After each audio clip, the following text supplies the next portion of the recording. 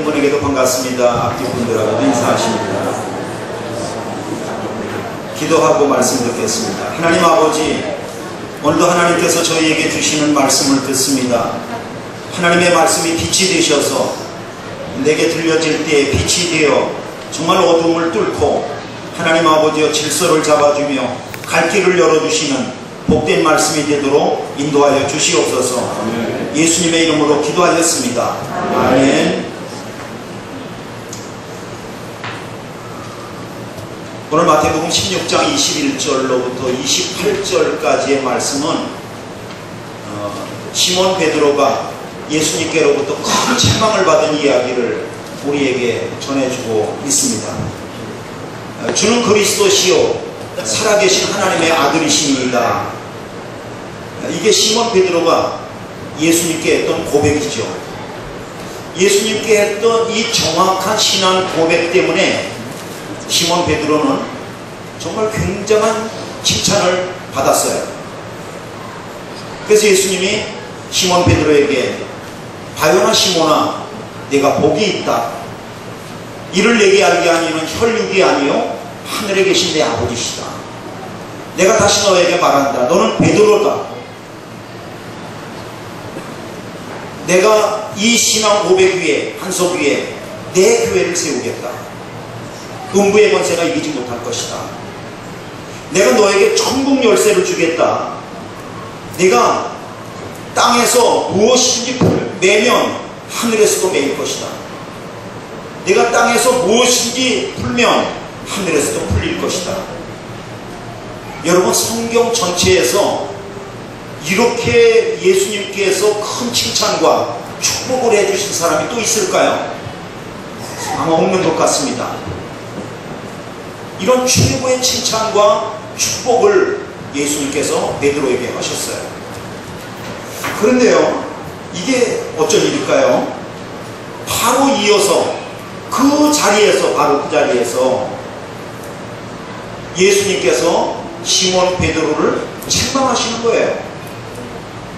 뭐라고 책망하시냐면, 사탄아, 내 뒤로 물러가라. 너는 나를 넘어지게 하는 자로다. 내가 하나님의 일을 생각하지 아니하고 사람의 일을 생각하는도다. 그러시면서 책망하시는 거예요. 여러분, 예수님께서 시몬 베드로를 누구라고 지금 책망하셨다고요? 사탄을 그러신 거예요. 여러분, 이거 너무 심한 것 같지 않습니까? 여러분, 성경 그 복음서에 어디서라도 예수님께서 사탄이라고 말한 사람이 있나요?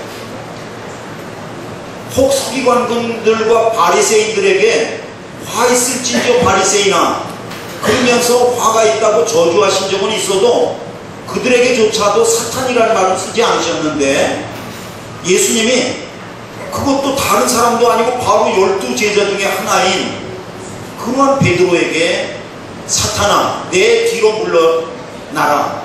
그 말은, 내 뒤로 물러나라는 말은 원어가 갖고 있는 뜻은 썩 꺼져버려라, 그런 뜻이에요. 제자를 사탄이라고 말씀하시고 썩 꺼져버리라고 말씀하시는 이 예수님의 말씀 책망이 굉장히 두렵습니다. 그래서 시몬 베드로는 같은 자리에서 최고의 칭찬과 최악의 책망을 동시에 받았던 인물이 되어버렸습니다. 이게 오늘 본문이 우리에게 전해주고 있는 이야기입니다. 우리가 살아가면서 책망받을 때가 있죠. 책망을 받는다는 것은 그 누구에게나 기분 좋은 일은 아닙니다. 그러나 기분이 좋냐 안 좋냐 그걸 떠나서 그거보다 더 중요한 게 있어요. 그것은 뭐냐면 왜 책망을 받았느냐라고 하는 것을 아는 거죠. 무엇 때문에 책망을 받았느냐라고 하는 것을 아는 거예요. 특별히 오늘 본문에서 시몬 베드로가 예수님한테 최악의 책망을 받았는데, 베드로는 왜 이런 최악의 책망을 받았을까? 그거를 아는 것은 굉장히 중요해요. 첫 번째는 예수님이 어떤 분이시라고 하는 것을 아는데도 중요하고요. 두 번째는 우리도 베드로가 이런 책망을 받은 것을 알면 우리는 그걸 피해가면 되는 거예요. 피해가면 됩니다. 그래서 오늘 본문이 우리에게 중요하고 또 베드로가 책망받은 이유를 아는 것이 중요한 것입니다. 시몬 베드로는 예수님께 뭐 때문에 책망을 받았을까? 이것입니다. 시몬 베드로가 예수님께서 장차 예루살렘에 올라가셔서 죽임을 당하시게 될 것인데, 그것이 하나님께서 온 인류를 구원하실 큰 구원의 그림이에요. 그런데 베드로는 그거를 알지 못한 채 예수님께서 예루살렘에 올라가셔서 성취하실 그 구원의 계획을 가로막는 자가 됐어요. 그래서 예수님께로부터 큰 책망을 받게 되어졌습니다. 예수님은 제자들에게 분명히 말씀하셨습니다. 내가 예루살렘에 이제 곧 올라갈 것이다. 예루살렘에 올라가게 되어지면 장로들과 대제사장들과 서기관들에게 많은 고난을 받을 것이다. 그리고 죽임을 당할 것이다. 그리고 제3일에 다시 살아나야 될 것이다 라고 말씀하셨어요. 예수님께서 십자가에 달려 죽으시고 온 인류를 그 흘리신 보배로운 피로 구원하시는 것은 하나님의 구원 계획이에요. 이건 하나님의 우리 인류를 구원하시는 큰 그림이에요. 사실은 이것이 예수님께서 이 땅에 오신 이유입니다. 그리고 예수님이 존재하시는 이유입니다. 하지만 이 말을 들은 예수님의 12 제자들은 기가 막힙니다. 왜 그러냐면 제자들도 예수님께서 예루살렘에 올라가셨을 때 거는 기대가 있어요. 어떤 기대를 거냐면 예수님께서 지금 이 갈릴리 지역에서 베푸신 이러한 모든 기적과 권능들을 예루살렘에 올라가셔서 로마 정권에게 행하시고 로마의 정권을 부서뜨리시고 거룩한 하나님의 백성 이스라엘을 다시 회복시키시고 해방시키시고 압제에서 풀어주시고 이렇게 할 때에 가장 가까이 있는 12 제자들도 예수님과 함께 한 자리씩을 크게 차지하는 것, 그게 예수님께 거는 기대예요. 그것이 12 제자들이 예루살렘에 예수님이 올라가셨을 때 마음속에 가지고 있는 꿈들이에요. 그런데 예수님이 십자가에 달려 죽으신다는 거예요. 목사님, 그럼 제자들이 뭐 그렇게 올라가서 그런 꿈을 가졌다고 하는 게 뭐 어디 성경에 나오나요? 나와요. 요 본문이 지나가면은 이제 조금 뒤에 그 예수님께서 예루살렘을 올라가실 때에 길 위에서 예수님의 12 제자들이 막 싸우는 얘기가 나와요. 어떻게 해서 싸움이 되냐면 야고보하고 요한이라고 하는 그 두 형제가, 형제가 자기 어머니를 모시고 와서 예수님을 찾아가서 부탁을 드려요. 그래서 그 어머니가 말합니다. 주여, 주의 나라가 임하실 때에 내 이 두 아들을 좀 생각해 주십시오. 그래서 야고보 요한을 하나는 주의 우편에 또 다른 하나는 주의 좌편에 앉게 명하여 주소서, 이렇게 말을 하는 거예요. 그러니까 예수님 예루살렘에 올라가시면 다윗의 왕권을 회복하시고 그리고 이스라엘 나라를 갖다가 세우시고 왕이 되실 텐데, 그때에 야고보 요한 이 두 제 아들을 큰 자리 하나씩 주세요, 그런 얘기죠. 그런데요, 이 야고보와 요한과 어머니가 몰래 예수님께 얘기하는 것을 다른 나머지 10 제자들이 들었어요. 그걸 10 제자가 들었어요. 그래갖고 10명의 제자들이 막 화를 내는 거예요. 화를 내는 거예요. 그게 성경에 뭐냐면 10 제자가 듣고 그 두 형제에 대하여 분이 여기거늘, 굉장히 분이 여기면서 화를 냈다는 거예요. 여러분, 나머지 10명의 제자들이 그 야고보와 요한이 어머니와 함께 예수님께 부탁하는 얘기를 듣고 화를 냈다는 것은 신기합니다. 뭐 그럴 수도 있지 않은가. 그럼 그거 이해하고 넘어갈 수도 있는데 그 10명의 제자들도 막 화를 냈다는 거야. 아니 막 그러면서. 무슨 얘기죠? 뒤집어 보면 나머지 10명의 제자들도 예수님께 찾아가서 청탁은 안 했지만 그들도 마음속에 예수님이 예루살렘에 올라가셔서 왕이 되시면 그러면 우리들도 예수님과 더불어서 한 자리 큰 것을 차지할 거야. 그런 욕심에 독이 올라 있던 거예요. 독이 올라 있었던 거예요. 그렇기 때문에 그 야고보와 요한이 얘기할 때 자기들도 막 화가 나면서 분을 낸 거죠. 그런데 예수님께서 이런 제자들의 꿈을 아시는지 모르시는지 아실 거예요. 그럼에도 불구하고 예수님은 나는 얘 예루살렘에 올라가면 죽을 거야 이렇게 말씀하시는 거예요. 이거 얼마나 꿈을 갖고 있는 제자들에게 황당한 말씀이 되겠어요. 응? 얼마나 황당한 말씀이 되겠어요. 그래서 시몬 베드로가 기가 막혀서 나섰습니다. 22절에 베드로가 예수를 붙잡고 항변하여 이르되 주여 그리마옵소서 이 일이 결코 주께 미치지 아니하리이다. 예수님 올라가서 예루살렘에 올라가셔서 죽으신다고요? 그럴 수 없습니다. 절대 안 됩니다.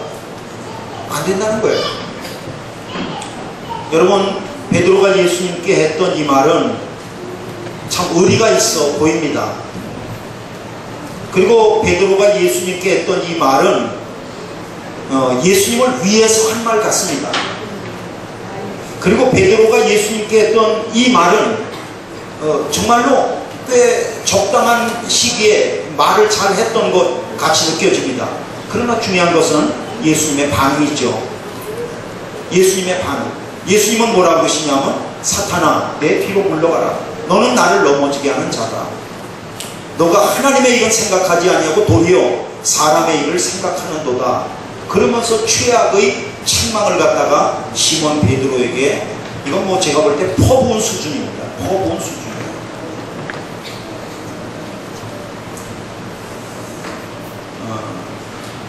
베드로는 예수님께서 예루살렘에 올라가셔서 온 인류를 구원하시기 위해서 죽으시는 하나님의 큰 구원의 그림을 알지 못하셨습니다. 그래서 그것을 깨닫지 못하고 예수님을 가로막았던 것이죠.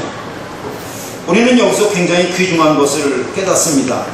그것은 뭐냐면 우리가 예수님께서 구원하시는 그 큰 구원의 계획과 그림을 알지 못한 채 우리가 말하고 행동하다가 보면 우리도 자칫하면 베드로가 받았던 이러한 책망을 우리도 받을 수 있다는 생각을 하게 되는 거예요.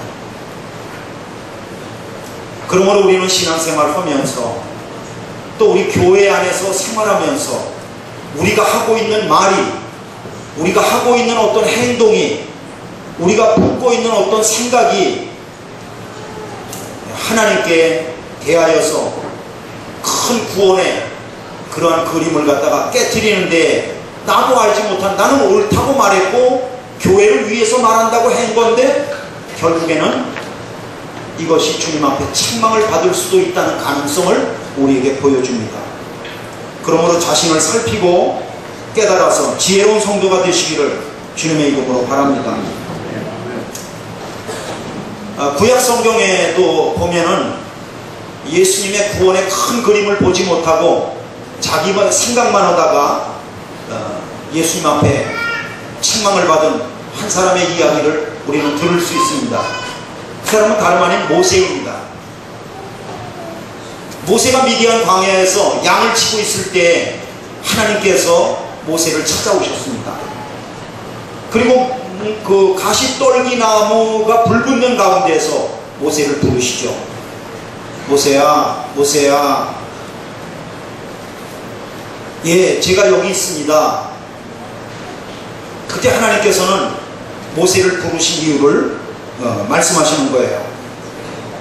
내가 애굽에 있는 내 백성의 고통을 보았다. 내가 애굽에 있는 내 백성의 부르짖음을 들었다. 내가 그들의 큰 근심을 봤다. 그러면서 내가 너를 내 백성 애굽에 있는 백성에게로 너를 보낸다. 너는 가서 바로 앞에 서고 그들을 인도하여서 젖과 꿀이 흐르는 땅 가나안 땅으로 그들을 인도하라. 이렇게 말씀하시는 거예요.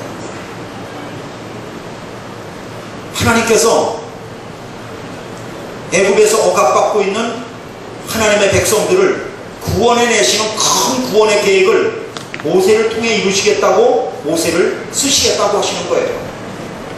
근데 모세의 대답이 뭐예요? 내가 누구이기에 바로에게 가며 이스라엘 자손을 애굽에서 인도하여 내겠습니까? 가로 열고 가로 닫고 나는 못 갑니다. 그런 뜻입니다. 하나님께서 다시 모세를 설득하십니다. 모세야, 그러지 말아라. 내가 너와 함께한다. 가라.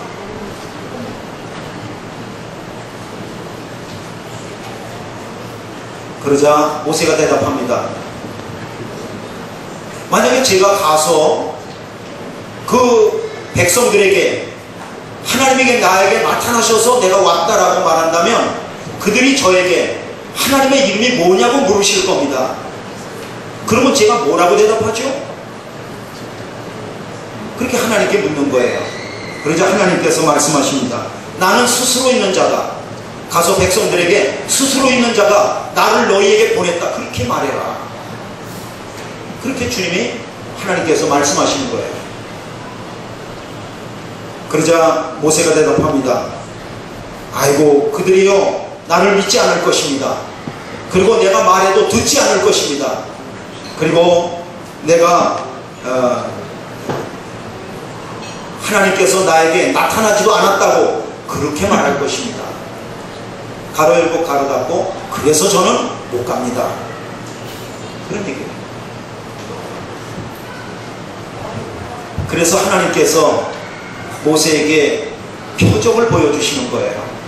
지팡이를 던져서 뱀이 되게 하시고 또 손을 품속에 넣었다가 뺄 때 나병이 생겼다가 낫게 해주시는 그러한 표적을 보여주시는 거예요. 그러면서 하나님 말씀하십니다. 너가 말하는 것은 혹 믿지 않는다 할지라도 그 표적을 보면은 믿을 것이다. 가라.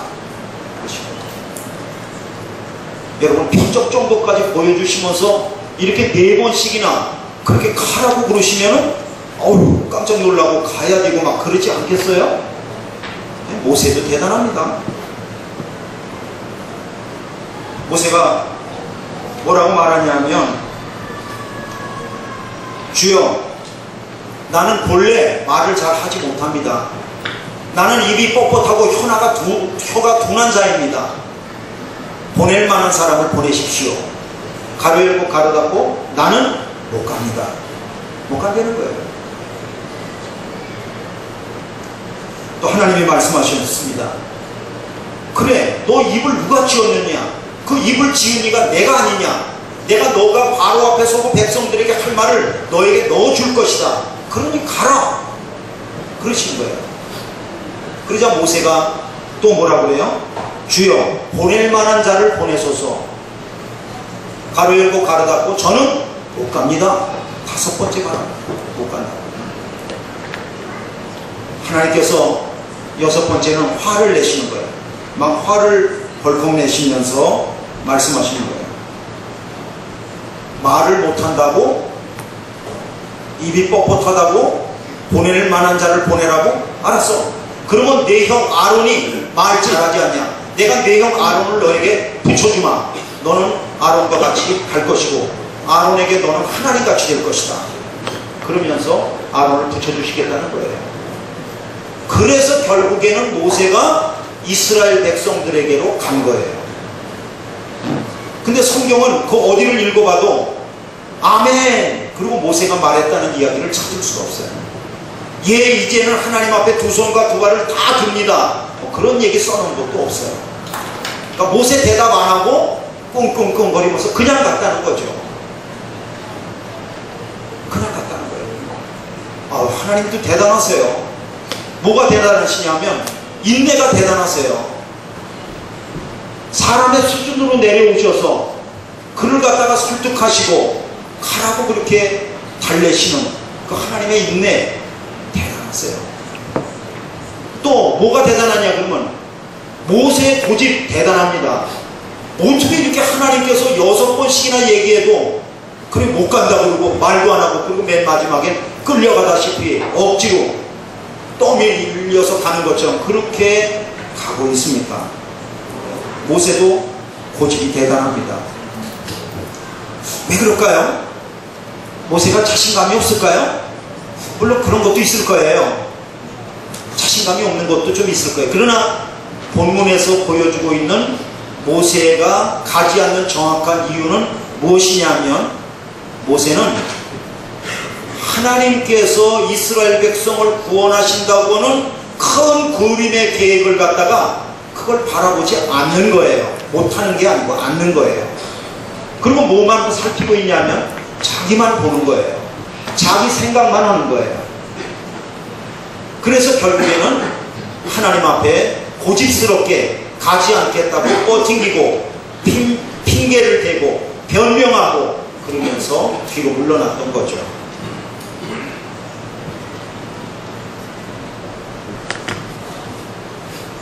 결국에는 모세는 가긴 갔지만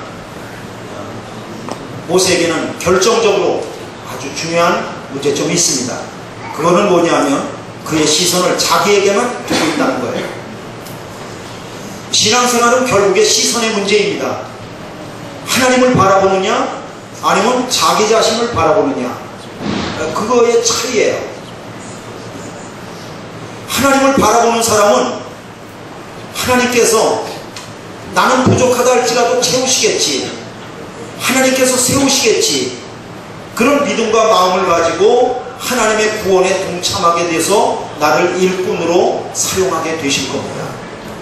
그러나 자기만 바라보는 사람은, 자기만 연구하는 사람은, 또 자기만 생각하는 사람은 자기의 이익과 손해, 그리고 자기의 능력 있음과 없음, 이런 것들을 너무 분석하는 사람은 한 발짝도 뛰지 못하고 결국에는 변명하고 거절하다가 하나님 앞에 쓰임받지 못하고, 또 심지어는 하나님 앞에 책망을 받는 베드로와 같이 책망을 받을 수도 있다는 이야기를 오늘 우리 본문은 우리에게 들려주고 있습니다.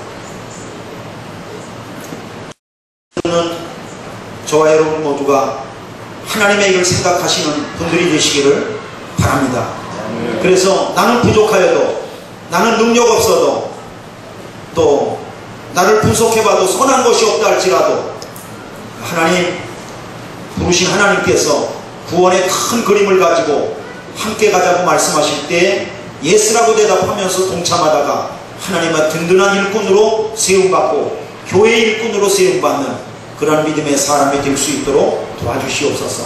아멘. 하나님의 큰 구원의 그림을 다 이해하지 못하고 알지 못한다 할지라도 하나님 믿음으로 내 몸을 던지면서 나아가는 사람 되게 해주옵소서. 아멘. 간구하시는 가운데 하나님의 형통하시는 복을 경험하시기를 주님의 이름으로 축원합니다. 아멘. 하나님 아버지 은혜와 사랑을 감사합니다. 하나님께서는 저희들을